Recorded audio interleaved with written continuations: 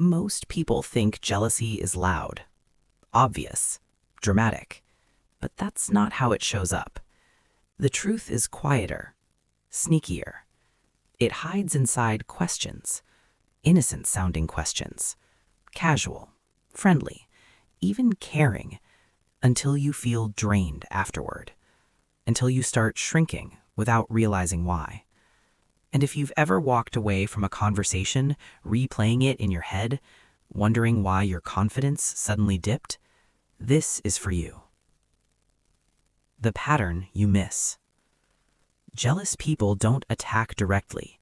They probe, they test, they ask questions designed to pull information, power, reassurance, while planting doubt inside you.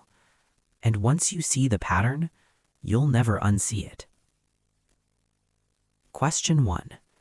So how did you get that? It sounds harmless, almost supportive. Picture this. You mention a promotion, a new client, a small win you're proud of. Nothing flashy, just honest excitement.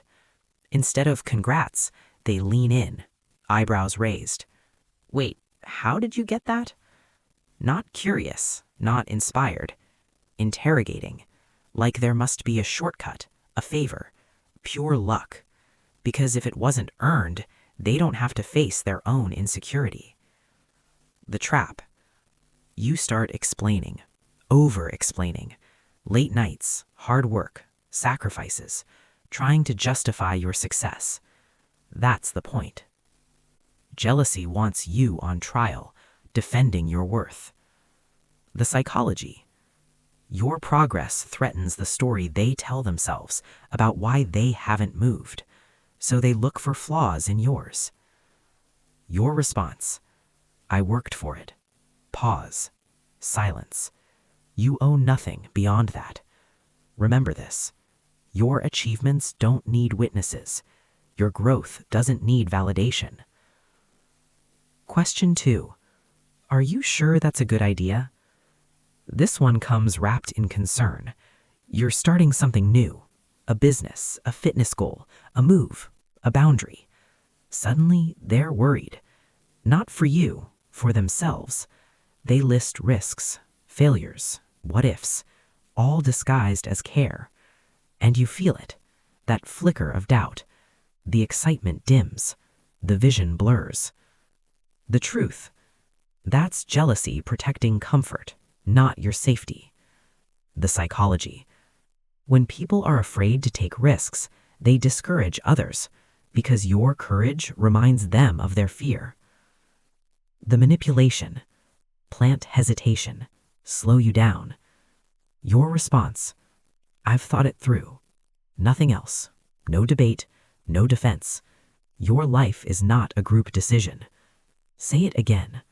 Your life is not a group decision. Question 3. Do you really think you're ready for that? This one hits your confidence. Imagine this. Work, a meeting, a family dinner, a casual hangout. You mention a goal slightly bigger than your current position, and suddenly they question you. Not your plan, not your timeline, your readiness. Something tightens inside, because readiness is personal, and they know it. The effect. This triggers imposter syndrome. You scan yourself for gaps, weaknesses, reasons you might fail. Jealousy thrives here. The real fear. Comparison. If you're ready, what does that say about them? Your response. I'll grow into it. Short, confident, unshakable. Because readiness isn't a prerequisite, it's a result. You don't wait to feel worthy. You move, and worth follows. Question 4. Why do you always talk about that? This one is dangerous because it sounds casual. Your goals, your routines, your self-discipline, your self-respect, suddenly framed as too much, too often, too visible. You're sharing something meaningful. They roll their eyes, laugh, subtly shame you. And now you wonder, am I annoying? Should I tone it down? The truth, People uncomfortable with consistency resent reminders of it. Your commitment highlights their inconsistency, so they try to quiet you. The manipulation, social pressure, blend in, be smaller. Your response, because it matters to me. Full stop. You don't dim your passion to protect someone else's comfort. Your fire doesn't need permission to burn.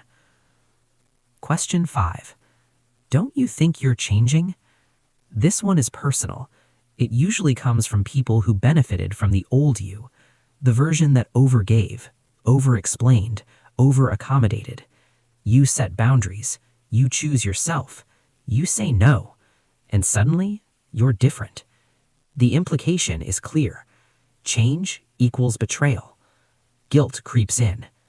The psychology. Growth threatens relationships built on imbalance, so jealousy reframes evolution as loss. The trap. Nostalgia used as control. Your response. I'm growing. Nothing more. Growth is not something you apologize for. The quiet 6th question. Now listen closely.